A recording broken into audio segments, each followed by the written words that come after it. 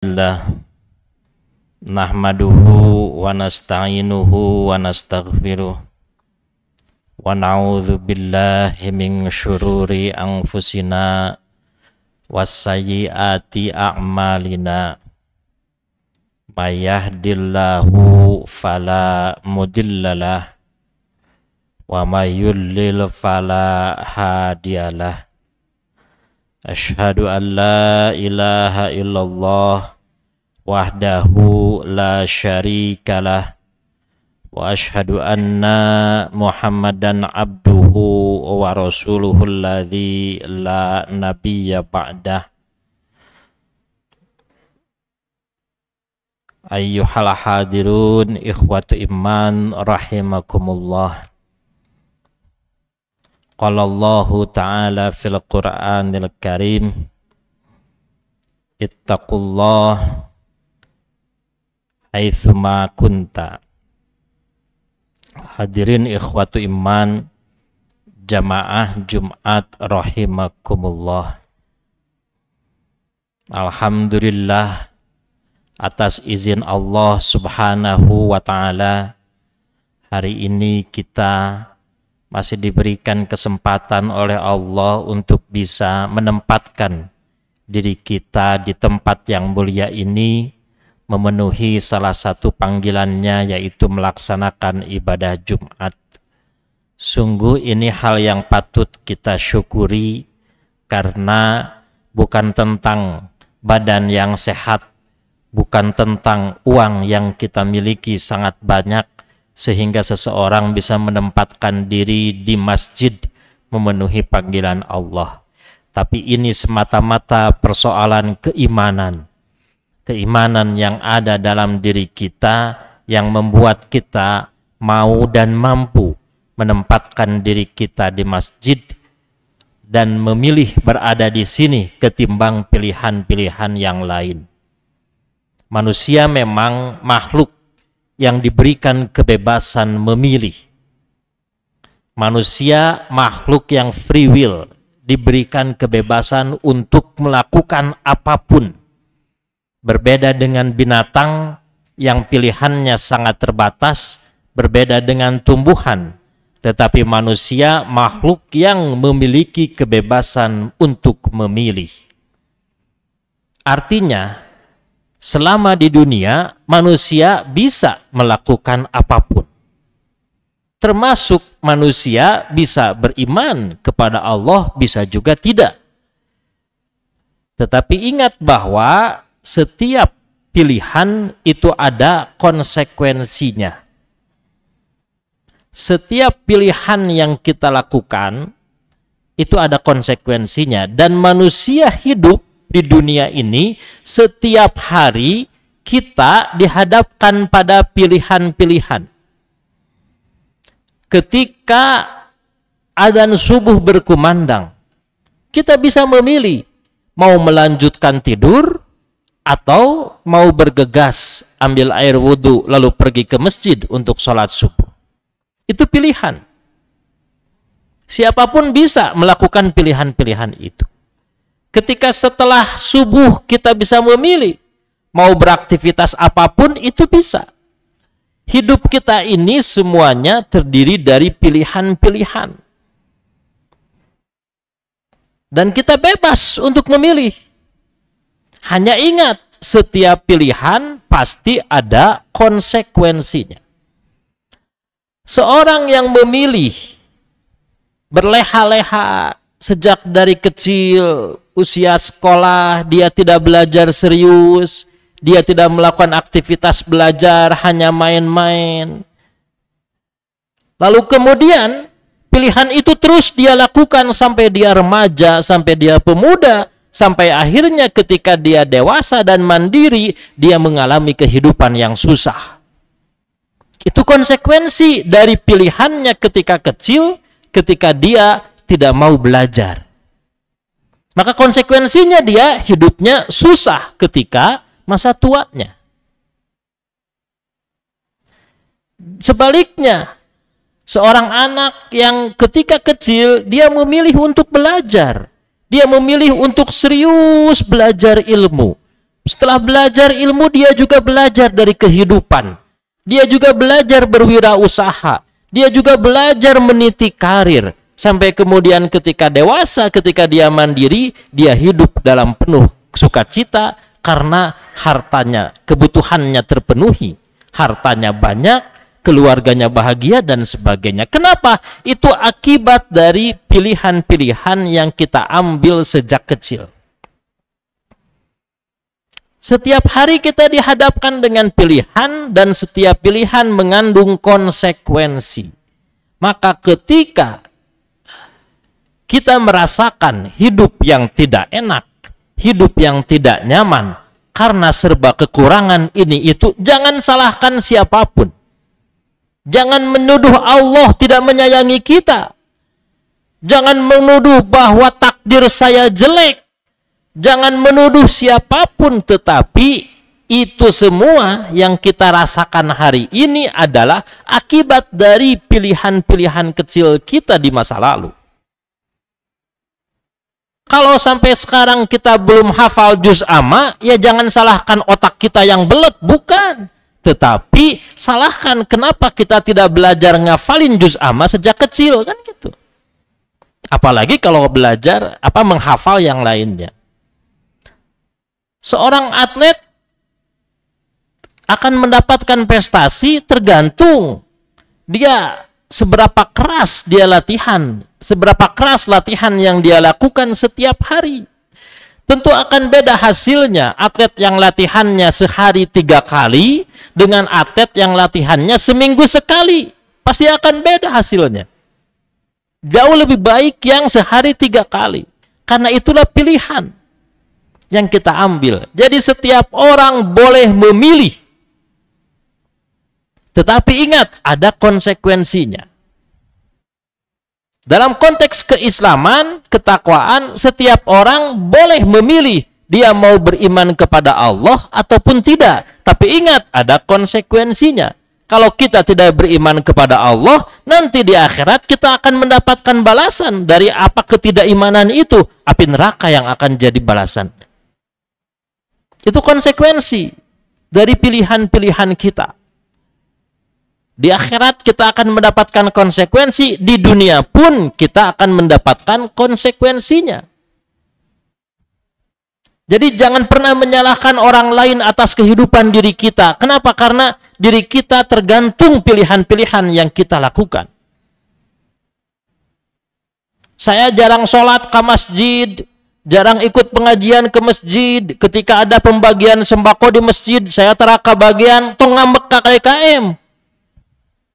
Tapi dengan saha tidak memilih untuk berada di masjid. Kan itu pilihan juga. Ketika kita jauh dari Allah, hidup kita tidak tenang.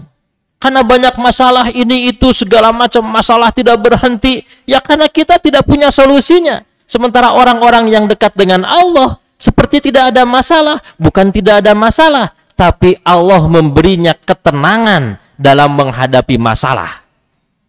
Itu pilihan.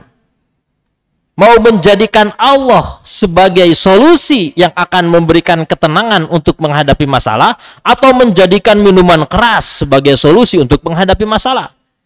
Kan banyak orang sekarang liur loba masalah, nginum we mabok. Nah itu kan menyelesaikan masalah. Tapi apakah masalahnya selesai? Tidak.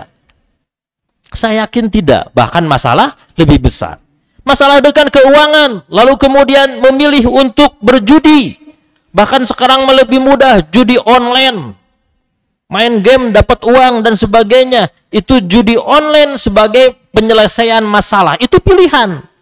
Tetapi ingat, pilihan ada konsekuensinya. Ketika kita menang judi online, tapi ketika dihitung, lebih banyak kalahnya daripada menangnya. Yang pada akhirnya bukan selesai masalah kita, malah tambah berat. Sekali lagi, itu pilihan. Kita mau milih yang mana?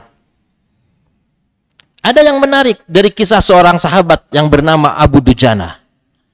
Abu Dujanah ini sahabat Nabi SAW. Yang menariknya, ketika Nabi dan para sahabat setiap hari sholat subuh berjamaah di masjid. dan sholat-sholat yang lainnya. Tapi yang uniknya ketika sholat subuh berjamaah Nabi bersama para sahabat, herannya Abu Dujanah ini beres sholat, assalamualaikum, assalamualaikum, langsung kabur. Sementara yang lain berdoa dulu, wiridan dulu, berdoa dulu, Rasulullah juga berdoa. Tapi setiap hari Abu Dujanah sahabat Nabi ini beres sholat subuh langsung bercet, tidak berdoa dulu. Para sahabat juga heran, nggak tahu kenapa. Rasulullah pun bertanya kepada sahabat, kenapa itu Abu Dujanah setiap selesai sholat subuh tiba-tiba langsung pergi, tidak ikut berdoa dulu.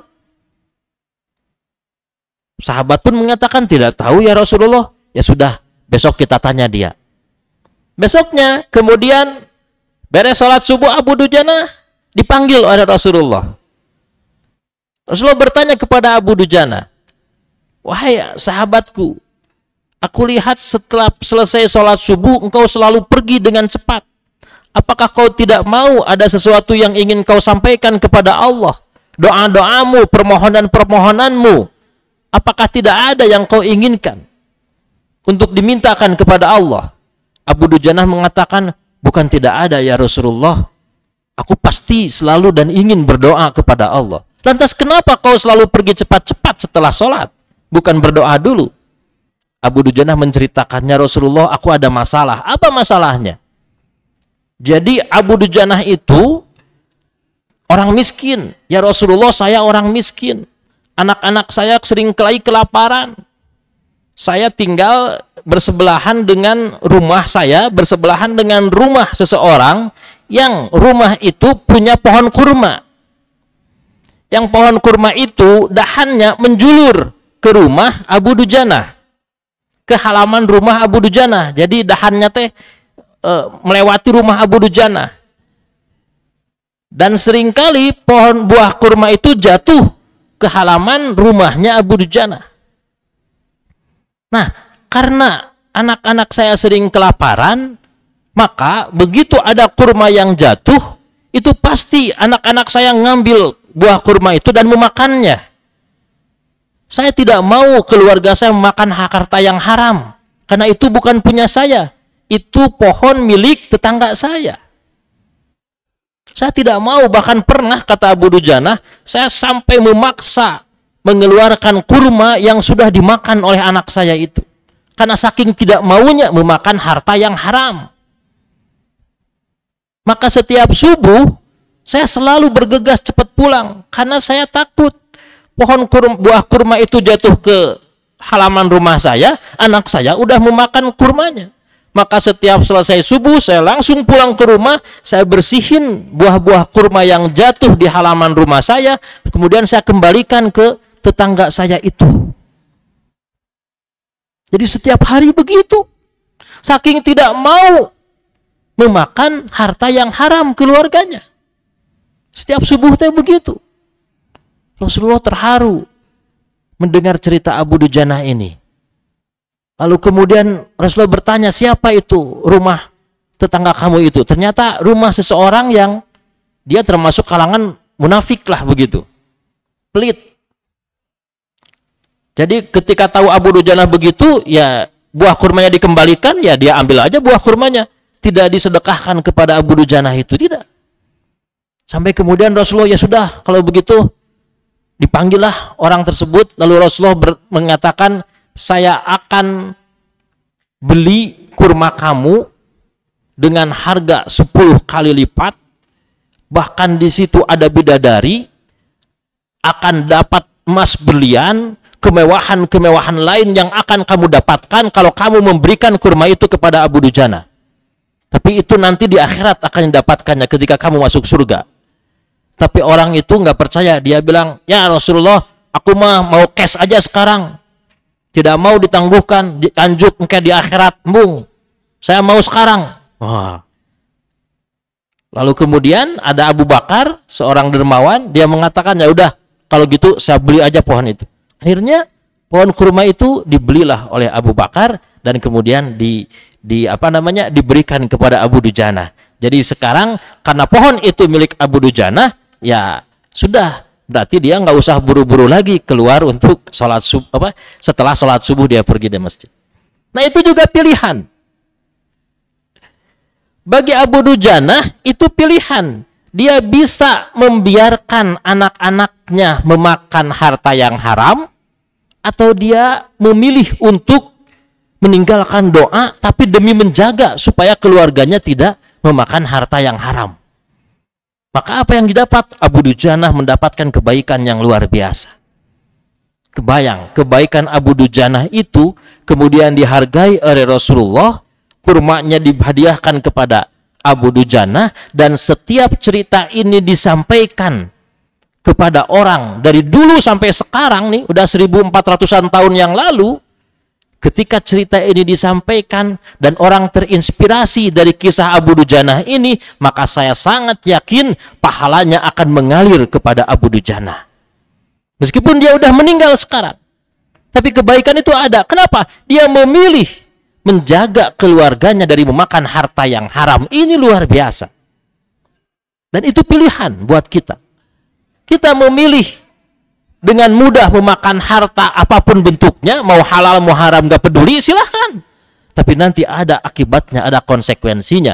Atau kita bisa memilih untuk menjaga diri, hanya memakan harta-harta yang halal dan menghindari harta-harta yang haram. Dan itu pun ada konsekuensinya. Apa konsekuensinya? Mungkin susah di awalnya, mungkin berat di awalnya, tapi di akhir dia akan mendapatkan ketenangan, kebahagiaan, dan kesuksesan dalam hidupnya. Kenapa? Dia tidak punya beban untuk mengembalikan harta-harta haram yang sudah dia makan sebelumnya. Nauzubillahi min zalik. Mudah-mudahan kita termasuk golongan orang yang lebih ketat lagi menjaga, agar kita menjaga hanya memakan harta-harta yang halal saja. Barakallahu li wa lakum.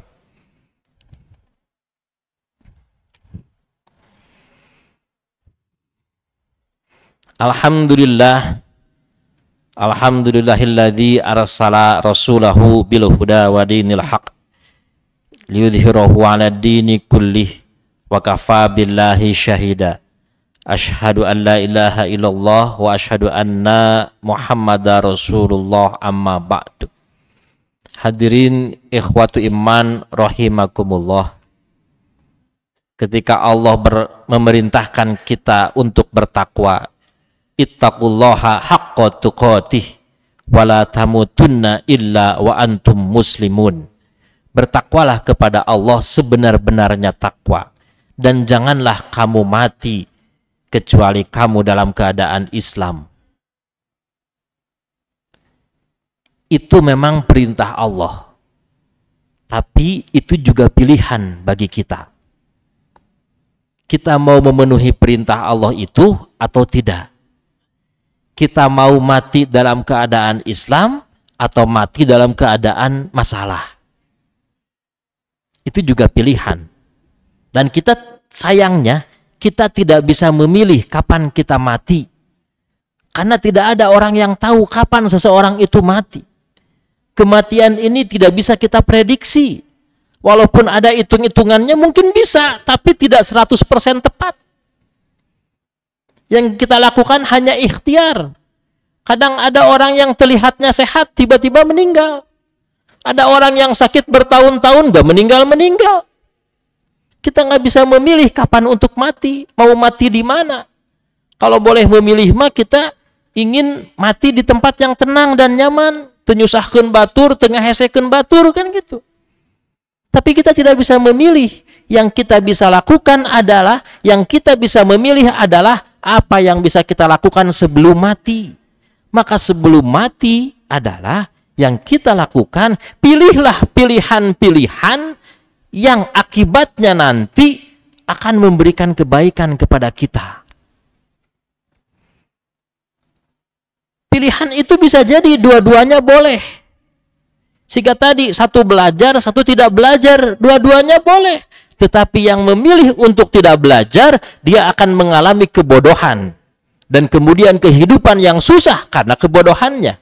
Sementara yang memilih untuk belajar, dia akan menjalani kehidupan yang penuh dengan kecerdasan dan dimudahkan hidupnya karena kecerdasan itu. Itu pilihan. Itu bisa kita lakukan sebelum kita mati. Tapi kalau sudah mati, tidak bisa. Ibadah, orang bisa milih. Ketika adzan berkumandang, kita bergegas untuk sholat, atau kita abaikan saja sehingga tidak sholat sama sekali. Toh tu sholat oge terugi, kan begitu. Itu pilihan. Tapi ingat, ada akibatnya nanti. Orang yang sholat, sholatnya baik, khusyuk, tenang, hidupnya lebih tenang, lebih nyaman. Ketika hidup tenang, hidup nyaman, maka dia akan mengambil pilihan-pilihan yang benar, yang tepat untuk masa depannya itu. Logikanya begitu. Orang yang sering menghadap Allah, dia berkomunikasi dengan Allah, dia sholat berhadapan dengan Allah, berdoa kepada Allah, Allah berikan ketenangan. Ketika ketenangan, kenyamanan, maka ketika dia dihadapkan dengan pilihan, maka pilihan yang dia ambil tepat. Kenapa? Karena dia memilih tidak tergesa-gesa. Dia memilih penuh perhitungan. Dia memilih dengan pilihan yang hati yang tenang, yang nyaman. Tidak tergesa-gesa sehingga kemudian dia tidak salah pilih. Tapi orang yang jauh dari Allah, orang yang jarang ibadah, orang yang tidak dekat dengan Allah, dia akan memilih ketika dihadapkan dengan pilihan, pilihannya banyak salahnya. Kenapa banyak salahnya? Karena hatinya nggak tenang. Hatinya nggak tenang. Dia milih hanya berdasarkan logika. Tidak pakai intuisi, tidak mendapatkan pertolongan Allah. Maka ketika hatinya tidak tenang, gurung-gusu, tergesa-gesa, maka pilihannya salah. Pilihan yang diambil serasa benar, tapi akibatnya ternyata bikin dia bermasalah. Kayak tadi, kenapa seseorang memilih judi online? Karena dia ingin kaya dengan cepat. Tapi dia nggak tahu pilihan itu membuat dia akan rugi di kemudian hari. Uang habis, kaya enggak. Pusing, jadi gila biasanya. Itu karena salah memilih. Kenapa salah memilih? Tidak melibatkan Allah dalam dirinya. Tidak melibatkan Allah sebagai petunjuk bagi dirinya. Itu karena salah memilih. Maka hati-hati. Ya. Jadi sekali lagi, pilihan yang kita lakukan hari ini akan berakibat hasilnya di masa yang akan datang sesuai dengan pilihan kita hari ini. Apa yang kita rasakan hari ini adalah akibat dari pilihan kita di masa lalu. Maka jangan pernah menyalahkan yang lain. Ketika tadi Rasulullah melihat sahabatnya Abu Dujanah tiba-tiba beres sholat subuh kabur, Rasulullah tidak langsung memvonis, tidak langsung menyalahkan, tidak langsung dasar jelema teh munafik henteu, dasar kedul ibadah henteu. Tapi Rasulullah tabayun dulu, tanya dulu. Setelah tanya barulah ketahuan, oh justru ternyata Abu Dujanah ini imannya luar biasa. Dia meninggalkan berdoa padahal dia pun sangat mau berdoa. Kenapa? Lebih menjaga agar anak-anaknya tidak memakan harta yang haram. Dan itu akan membuahkan kebaikan pada dirinya di kemudian hari. Hadirin ikhwatu iman rahimakumullah, apakah kita tidak ingin kehidupan kita menjadi lebih baik, lebih tenang, lebih bahagia di kemudian hari? Maka tentukan pilihan yang terbaik yang bisa kita lakukan. Ambil pilihan ketika tenang. Bagaimana caranya supaya tenang? Dekatlah dengan Allah. Dekat dengan Allah, insya Allah Allah berikan pilihan-pilihan yang terbaik yang akan menjadi baik untuk diri kita, baik untuk keluarga kita, dan baik untuk masa depan kita, insya Allah. Hadirin ikhwatu iman rahimakumullah, itulah yang bisa disampaikan pada kesempatan kali ini. Mudah-mudahan memberikan manfaat dan inspirasi bagi kita semuanya dan meningkatkan keimanan, ketakwaan kita kepada Allah Subhanahu wa taala. Rabbana la tuzigh qulubana ba'da idh hadaitana wa hab lana min ladunka rahmah innaka antal wahhab. Rabbana atina fid dunya hasanah wa fil akhirati hasanah wa qina adzabannar. Aqulu qouli hadza wa astaghfirullaha li wa lakum. Wassalamu alaikum warahmatullahi wabarakatuh.